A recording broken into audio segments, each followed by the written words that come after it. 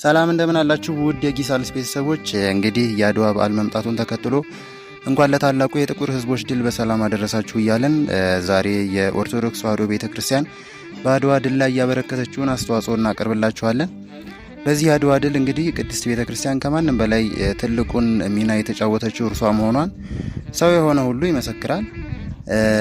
በአድዋ ድል ላይ ምን አይነት ሚና ተጫወተች ካላችሁ እንግዲህ እስከ መጨረሻው አዳምጡን። እኛም እንደሚከተለው እናቀርባለን። ነገር ግን ፔጁን ሰብስክራይብ፣ ቪዲዮውን ላይክ፣ ሼር ማድረግ እንዳትረሱ። ምክንያቱም ያው ጀማሪዎች ስለሆንን ማለት ነው። አብራችሁን ቆዩ።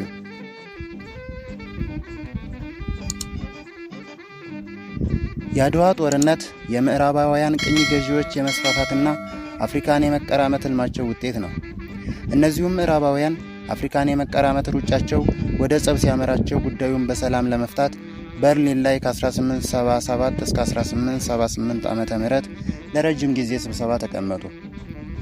የበርሊኑን ጉባኤ ተከትሎ ምዕራባውያኑ መጀመሪያ አፍሪካ ላይ የያዙበት ቦታ መጀመሪያ ስለመያዛቸውና የነሱ መሆኑን ለማረጋገጥ የሚያስችል ማስረጃ ፍለጋ ጀመሩ።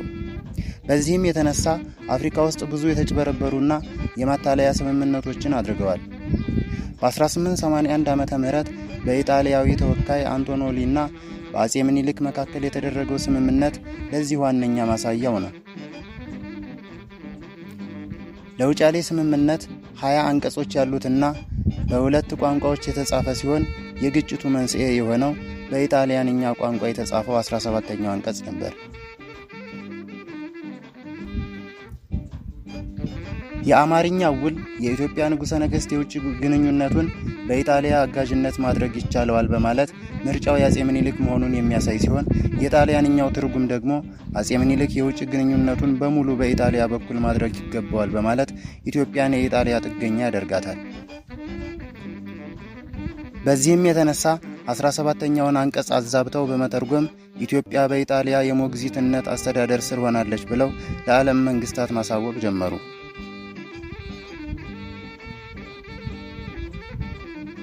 ከሩሲያ በስተቀር መላው የወቅቱ ሀያላን መንግስታት ኢጣሊያ በኢትዮጵያ ላይ የውጫሌ ውል ሰጥቶኛል የምትለውን ስልጣን እውቅና ለመስጠት ዝግጁ ነበሩ።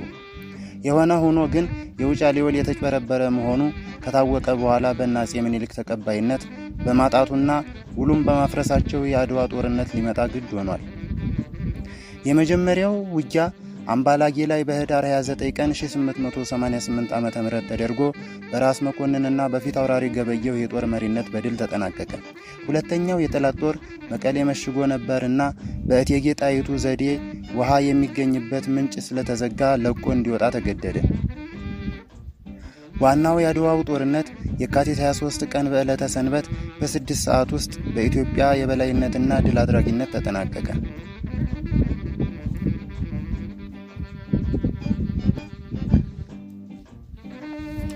በብዙ የታሪክ ጸሐፊዎች ዘንድ የኢጣሊያን ጦር ለሽንፈት ዳርገውታል ተብለው የሚወሰዱት አበይት ምክንያቶች የተሳሳተ የንባብ ካርታ፣ የመንገድ መሳሳት፣ በሁሉም መስክ ወይም በዘመናዊ መሳሪያና ትጥቅ በሰለጠነ ሰራዊትና በመሳሰሉት የበላይነት ስለነበራቸው ለኢትዮጵያውያን የሰጡት አነስተኛ ግምት በመኖሩ ኢትዮጵያውያን በሰንበትና በድርብ በዓል ጦርነት አይገጥሙም ብለው ሂሳብ መስራታቸው የሚሉት ናቸው። በአንጻሩ ደግሞ የኢትዮጵያን ሰራዊት ድል እንዲቀዳጅ የረዱት ነገሮች ጥልቅ የሀገር ፍቅር ስሜት፣ ጦርነቱ ለሀገርና ለሃይማኖት ጭምር መሆኑን ሰራዊቱ ማመኑ፣ የላቀ የጦር ስልትና አመራር መኖሩ፣ ጠንካራ የሰራዊት ሞራልና የስነ ልቦና ዝግጅት፣ ህዝብን የማንቀሳቀስና የመምራት ብቃት በዋናነት የሚጠቀሱ ናቸው። የአድዋ ድል በሀገራችን ከተካሄዱት በርካታ የጦርነት ድሎች ልዩ የሚያደርጉት ባህሪያት አሉት። የመጀመሪያውና ዋነኛው በአራቱም አቅጣጫ የሚገኙ መላ ኢትዮጵያውያን የተሳተፉበት የጦርነት ድል መሆኑ ነው። የአድዋ ድል የዘር፣ የብሔር፣ የቋንቋ፣ የጾታ፣ የሃይማኖት ወዘተ ልዩነት ሳይኖር በድፍን ኢትዮጵያውያን መስዋዕትነት የተገኘ ውጤት ነው። ሁለተኛው አስደናቂ የአድዋ ድል ልዩ ገጽታ ደግሞ እስከ አፍንጫው ድረስ ዘመናዊ መሳሪያ የታጠቀንና የሰለጠነውን የኢጣሊያን ሰራዊት እጅግ ኋላ ቀር በሆነ መንገድና መሳሪያ ያልሰለጠነው የኢትዮጵያ ጦር ማሸነፍ መቻሉ ነው።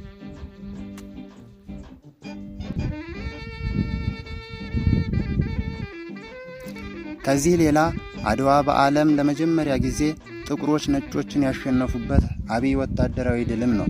በተጨማሪም የአድዋ ጦርነት የድል ውጤት የኢትዮጵያን ነጻነት ከማረጋገጥ አልፎ ዓለም አቀፋዊ እንቅስቃሴን የፈጠረ መሆኑ ልዩ ያደርገዋል። የአድዋ ድል ለዘመናት ተከብሮ የኖረውን የኢትዮጵያን ሉዓላዊ ሀገርነትና ነጻነትን ከማረጋገጡም በላይ ለሀገራችን ዓለም አቀፍ ዝናን አጎናጽፏታል። የአድዋ ድል የቀኝ ገዢዎችን ቅስም በመስበር ፖሊሲያቸውንም እንደገና እንዲመረምሩ አድርጓቸዋል። በዚህም የተነሳ ኢትዮጵያውያን ለመቀራመት በጎረቤት አገሮች አሰፍስፈው የነበሩት ቅኝ ገዢዎች ከኢትዮጵያ ጋር በአቻነት ላይ ብቻ የተመሰረተ ግንኙነት ለመመስረት ተገደዋል። በቅኝ ግዛቶቻቸውና በኢትዮጵያ መካከል የድንበር መካለል እንዲደረግ ወስነዋል። ኤምባሲዎችን በአዲስ አበባ መክፈት፣ የዲፕሎማሲያዊ ግንኙነቶችን ጀምረዋል። የአድዋ ድል ለኢትዮጵያውያን የትብብር፣ የአንድነት፣ የኩራትና የክብር ምንጭ ከመሆኑ ባሻገር የድሉ ባለቤት የሆነችው ኢትዮጵያ ለጥቁሮች ነጻነትና የክብር ፋና ለመሆን በቅታለች። የአድዋ ድል ምሳሌነት አፍሪካውያን በቅኝ ገዢዎቻቸው ላይ እንዲነሱ ምክንያት ሆኗል። ለፓን አፍሪካን እንቅስቃሴ መፋፋም ጉልህ አስተዋጽኦ አበርክቷል። ከዚህ አልፎ የአድዋ ድል ከነጮች ተጽዕኖ ነፃ የሆነ የጥቁሮች የሃይማኖት እንቅስቃሴ እንዲጀመር ምክንያት እስከ መሆን ደርሷል። ለአብነትም ኢትዮጵያኒዝም እየተባለ ይጠራ የነበረውና በተለይ በአሜሪካና በደቡብ አፍሪካ የነበረውን እንቅስቃሴ መጥቀስ ይቻላል። ለአድዋ ድል መገኘት የኢትዮጵያ ኦርቶዶክስ ተዋሕዶ ቤተ ክርስቲያን ሚና እጅግ የላቀ መሆኑ አጠያያቂ አይደለም። ይህቺ ጥንታዊ ቤተ ክርስቲያን በአድዋ ጦርነት ወቅት ከመነሻው እስከ መጨረሻው፣ ከዘመቻ እስከ ድሉ፣ ከዋዜማው እስከ ጦርነቱ በመሪነትና በተሳታፊነት ነበረች። ቤተ ክርስቲያኗ ሕዝቡን በመቀስቀስ አመራር በመስጠት አብራ በመዝመት የሥነ ልቦና ዝግጅት እንዲኖር በማድረግ በጦርነቱ በመሳተፍ መረጃ በመስጠትና በማስቀመጥ ባደረገችው አስተዋጽኦ ተወዳዳሪ አልነበራትም። ለረጅም ዘመናት ይዛ በቆየችው ልዩ ልዩ አገራዊ ኃላፊነትና ሚናዋ ምክንያት አገር ያለ ሃይማኖት፣ ሃይማኖት ያለ አገር የለም በሚለው እሳቤ በቀደሙት የጦርነት ታሪኮች ከሁሉም በላይ ጥቃት የደረሰባት እርሷ በመሆኗ ለአብነት ያክል የአህመድ ግራኝን ጥፋት፣ የመቅደላን የቅርስ ዝርፊያ፣ የዱርቡሾች ጥቃት መጥቀስ ይቻላል እና በተለይ ደግሞ የወራሪው መንገድ ጠራጊዎች አባ ማስያስን የመሳሰሉ ሚስዮናውያን በመሆናቸው ቤተ ክርስቲያኗ በጦርነቱ የነበራትን ጉልህ ተሳትፎ ምክንያታዊ ያደርገዋል። በአድዋ ጦርነት ወቅት ቤተ ክርስቲያኗ የነበራትን የላቀ ሚና ለመረዳት የአፄ ምኒልክን ክተት አዋጅ ብቻ መመልከት በቂ ነው። አዋጁ ጦርነቱ ከቤተ ክርስቲያን ከእግዚአብሔርና ከወላዲተ አምላክ ጠላት ጋር እንደሆነና የመጣው ጠላት ሀገር የሚያፈርስ ብቻ ሳይሆን ሃይማኖት የሚለውጥ ጭምር መሆኑን የሚያስገነዝብ ነው። በመሆኑም የጦርነቱ አዋጅ ሃይማኖታዊ ቅርጽ ነበረው። የአዋጁም ሃይማኖታዊ ቅርጽ አለው እንዲባል ካስባለው ኃይለ ቃሎች ውስጥ እንደሚከተለው ያለው ነበር። እግዚአብሔር ወሰን እንዲሆን የሰጠንን ባህር አልፎ ሃይማኖት የሚለውጥና ሀገር የሚያጠፋ ጠላት መጥቷል። እኔ ምኒልክ በእግዚአብሔር እርዳታ ሀገሬን ለጠላት አሳልፌ አልሰጥም። የአገሬ ሰው ካሁን ቀደም የበደልኩ አይመስለኝም። አንተም እስካሁን አላስቀየምኸኝም። ጉልበት ያለህ በጉልበትህ እርዳኝ፣ ጉልበት የሌለህ ለልጅህ፣ ለሚስትህ፣ ለሃይማኖትህ ስትል በሐዘንህ እርዳኝ። ወስልተህ የቀረህ ግን ኋላ ትጣላኛለህ። አልተውህም። ማርያምን ለዚህ አማላጅ የለኝም። ዘመቻዬም በጥቅምት ነው የሚል ነበር። አፄ ምኒልክ አዋጅን ካስነገሩ በኋላ በአዲስ አበባ ገነተ ጽጌ ቅዱስ ጊዮርጊስ ቤተክርስቲያን ተገኝተው ጸሎት ማድረሳቸውና ብጽዓት ማድረጋቸው ወይም ስለት መሳላቸው የጦርነቱ መንፈሳዊ ዝግጅት አካልና ለቤተክርስቲያኗ ልዩ መልእክት የነበረው ነው። ስለታቸውም አምላከ ቅዱስ ጊዮርጊስ ድሉን ቢሰጠኝ ይህን የቅዱስ ጊዮርጊስ ቤተክርስቲያን ሳር ክዳኑን ለውጬ በአማረ ሕንፃ አሰራዋለሁ የሚል ነበር። ይህንንም ስለታቸውን ከድሉ በኋላ ፈጽመውታል። የክተት አዋጁን ተከትሎም በሊቀ ጳጳሱ አቡነ ማቴዎስና በእጨጌ ወልደ ጊዮርጊስ በመላ አገሪቱ ጸሎት፣ ሐዘንና ምህላ ታወጀ። ከዚሁ ጋር በተያያዘ የቤተ ክርስቲያን አስተምህሮ ተጠናክሮ ቀጠለ። አገር ከሌለ ሃይማኖት የለም፣ ሃይማኖትና ነጻነትን ማጣት ሽንፈት ነው፣ ወደ ፈጣሪ ለአገርና ለሃይማኖት ታግሎ መሄድ ሰማዕትነት ነው፣ ኢትዮጵያን ያህል አገር ማጣት እግዚአብሔርን ከሚያህል ጌታ መለየት ሞት ነው፣ ስለ ሀገር ሃይማኖትና ነጻነት መሞት ክብር ነው ወዘተ የሚሉት ያስተምህሮ አንኳር ጉዳዮች ነበሩ።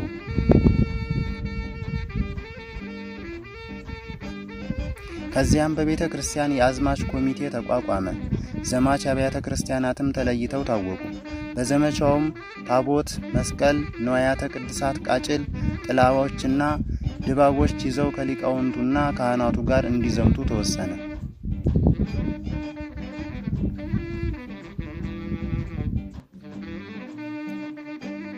ከአዲስ አበባ እስከ አድዋ በነበረው የዘመቻ ጉዞ ቤተክርስቲያኗ ግንባር ቀደም ሆና ህዝቡን ከጀግኖች ኢትዮጵያውያን ጋር በአንድነት በመምራት በአስተምህሮዋ የዘማቹን ወኔ በመገንባት ለሀገር ፍቅር በመስበክ በጾምና በጸሎት ወደፊት ትገሰግስ ነበር። በጉዞው ወቅት በሊቀ ጳጳሱ አቡነ ማቴዎስና በእጨጌ ወልደ ጊዮርጊስ አስተባባሪነት መንፈሳዊ አገልግሎቱ በመዓልትና በሌሊት በሰዓታት፣ በማህሌት፣ በቅዳሴ፣ በነግህና በሰርክ ጸሎት ሳይቋረጥ ይከናወን ነበር። ዘማቾቹም በሰንበት ቀን አለመጓዝ፣ አበይት በዓላትን ማክበር፣ ለድሃው መመጽወትና የመሳሰሉትን ሃይማኖታዊ ግዴታቸውን ያከናውኑ ነበር። የጦር መሪዎቹ ሳይቀር በጸሎታቸው የተጉ የመንፈሳዊ ልዕልና ያላቸው ነበሩ። ልዑል ራስ መኮንን አምባላጌን ለማስለቀቅ በነበራቸው ምኞት በጦርነቱ ኃይልና ድል እንዲሰጣቸው ለአምላከ ቅዱስ ጊዮርጊስ ጸሎታቸውን አቅርበዋል። በመጨረሻም በአንገታቸው ላይ ባለው የወርቅ መስቀል አማትበው ጦርነቱን ለመቅጠም እንደወሰኑና ድል አድርገው አምባላጌን ነፃ እንዳወጡ ይነገራል። እቴጌ ጣይቱ በመቀሌ የመሸገውን ጠላት የውሃ ምንጩ እንዲያዝ ዘዴውን ከፈጠሩ በኋላ ሌሊቱን ሙሉ ጌታዬ እኔን ባሪያህን አታሳፍረኝ፣ በነገሬም ግባበት፣ እርዳታ ትችላለህና እያሉ ይጸልዩ እንደነበር ታውቋል። በየካቲት 14 ቀን በ1888 ዓመተ ምህረት አጼ ምኒልክ አድዋ ሲደርሱ ከመላው ትግራይ የተውጣጡ ካህናትና ሊቃውንት የየደብራቸውን ታቦታት ይዘው ልብሰ ተክህኖ ለብሰው በደማቅ ሁኔታ ተቀብለዋቸዋል። ከዚያም በመላ ትግራይ ለአንድ ሱባኤ ምህላ ታዟል። አጤ ምኒልክና እቴጌ ጣይቱ ሱባኤ ይዘው የቆዩት በእንዳባ ገሪማ ገዳም ነበር። ለጦርነቱ ዝግጅትና መሰናዶ ሲጀምርም አስቀድሞ የታወጀው የጸሎትና የምህላ አዋጅ ነበር። ወደ ጦር ግንባር ሲዘምቱ ታቦታት፣ መስቀሎችና ልዩ ልዩ ንዋያተ ቅድሳት ተይዘው ነበር። የሃይማኖት አባቶችና የቆሎ ተማሪዎች ሳይቀር በጦርነቱ ተሳትፈዋል። በመጨረሻም ለመላው ዘማች ለ7 ቀናት የቁም ፍታት ተካሂዷል። ጀግናው አውዓሎም ሐረጎት እና መሰል አርበኞች ለኢጣሊያን የተሳሳተ መረጃ በመስጠት ለአድዋ ድል አስተዋጽኦ ማበርከታቸው ይታወቃል። ከጦርነት አንድ ቀን በፊት የካቲት 22 ቀን እቴጌ ጣይቱ ለአውዓሎም ምግብ አቅርበው እንካ ይህን እንጀራ እንደ ስጋ ወደሙ ቆጥረህ ብለው ብትከዳ እግዚአብሔር ይፈርድብሃል ብለው እንደሰጡት ይነገራል። የካቲት 22 ለየካቲት 23 አጥቢያ በአውዓሎም መረጃ ምክንያት ጥላት ከምሽጉ እንዲወጣ ስለተደረገ ሌሊት ሲጓዝ አድሮ አድዋ እንደገባ በመረጋገጡ ቅዳሴው ከሌሊቱ 10 ሰዓት ላይ እንዲፈጸም ተወሰነ። በጦርነቱ ዋዜማ አጼ ምኒልክ፣ ንጉሥ ተክለ ሃይማኖት፣ ራስ መኮንን፣ ራስ መንገሻ፣ ፊታውራሪ ገበየሁ አድዋ በሚገኘው የቅዱስ ገብርኤል ቤተክርስቲያን ያስቀድሱ ነበር። ቅዳሴውም የተመራው በጳጳሱ በአቡነ ማቴዎስ ነበር። አቡነ ማቴዎስ ልጆች ሆይ ዛሬ የእግዚአብሔር ፍርድ የሚፈጸምበት ቀን ነውና ሂዱ፣ ለሃይማኖታችሁ ለአገራችሁ ሙቱ፣ እግዚአብሔር ይፍታህ ሲሉ መኳንንቱ ሁሉ እየተሽቀዳደሙ የአቡኑን መስቀል ተሳልመው ወደ ጦርነት መሄዳቸው፣ ሊቀ ጳጳሱም ወደ ጦርነት የሚገባውን ወታደር ሁሉ እግዚአብሔር ይፍታህ እያሉ ይናዝዙ እንደነበር ይነገራል።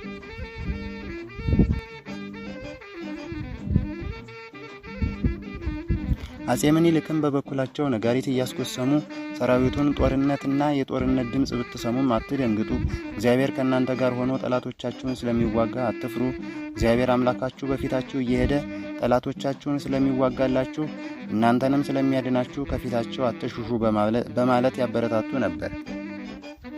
ከዚህ ሁሉ በኋላም አንጸባራቂው የአድዋ ድል የካቲት 23 ቀን በዕለተ ቅዱስ ጊዮርጊስ ተበሰረ።